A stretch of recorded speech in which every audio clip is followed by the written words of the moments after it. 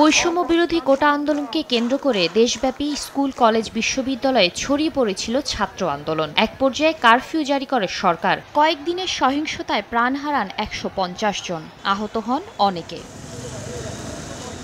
মঙ্গলবার সকালে শিক্ষার্থীদের উপর সহিংসতার প্রতিবাদে ঢাকা মেডিকেল কলেজ হাসপাতালের সামনে অভিভাবকদের মৌন সমাবেশ পালনে আসেন ১৫ থেকে ২০ জন। মেডিকেলের প্রশাসনিক ভবনের সামনে নিরাপত্তার স্বার্থে সমাবেশকারীদের দাঁড়াতে বাধা দেয় আইনশৃঙ্খলা রক্ষাকারী বাহিনী।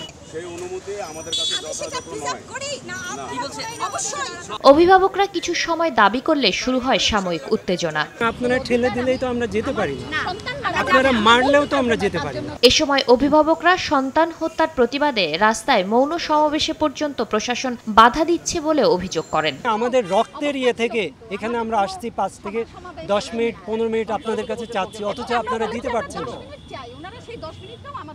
এই 10 মিনিট সময় আপনারা দিতে পারছেন না। এখানে কয়েকজন অভিভাবক যাদের সবার বয়স 50-এর ঊর্ধ্বে। পরে তারা আহতদের দেখার অনুরোধ জানালে পুলিশ পাহারা দিয়ে ঢাকা মেডিকেল কলেজ হাসপাতালের জরুরি বিভাগের গেট পর্যন্ত পৌঁছে দেয়।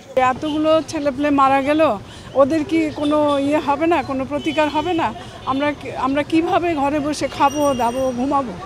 আমরা তো এটা পারি না। আন্দোলন শুরু হওয়ার পর থেকে যেসব অন্যায় রাষ্ট্রের পক্ষ থেকে হচ্ছে সেসবের প্রতিবাদ করার জন্য আজকে আমি মৌন সমাবেশে এসেছি। পরবর্তী কর্মসূচি হিসেবে আগামী শনিবার সকাল 10টায় কেন্দ্রীয় শহীদ মিনারে অভিভাবক সমাবেশের ডাক দিয়েছেন তারা। শাতিলা শারমিন, সময় সংবাদ, ঢাকা।